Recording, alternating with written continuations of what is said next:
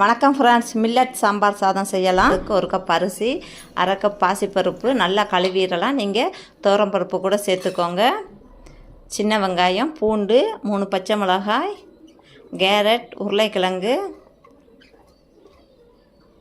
தக்காளி, காலிஃப்ளவர், கத்திரிக்காய். நீங்கள் என்ன காய் இருக்கோ அதை போட்டுக்கோங்க. 1/4 ஸ்பூன் மஞ்சள் பொடி, 1 ஸ்பூன் சாம்பார் பொடி, 1/4 ஸ்பூன் பெருங்காயப்பொடி, தண்ணி 6 கப் போட்டிருக்கேன். எந்த கப்பில் அரிசி எடுத்தோமோ அதே கப்பில் உப்பு போட்டு நல்லா வேக வச்சிடலாம். 4 விசில் வரட்டும்.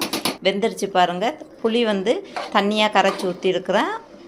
உப்பு பத்தலைன்னா போட்டுக்கோங்க. ஒரு கொதி வந்தோன்னே கொத்தமல்லி போட்டு இறக்கிடலாம். இப்போ தாளிச்சிடலாம். 2 டேபிள் ஸ்பூன் எண்ணெய், கடுகு, ஜீரகம், சின்ன வெங்காயம், காஞ்ச மிளகாய், கருவேப்பிலை போட்டு தாளித்து கொட்டிக்கலாம். சாம்பார் சாதம் ரெடி ஆகிடுச்சு. ட்ரை பண்ணி பாருங்கள். இந்த வீடியோ பிடிச்சிருந்தா லைக் பண்ணுங்கள், ஷேர் பண்ணுங்கள், சப்ஸ்கிரைப்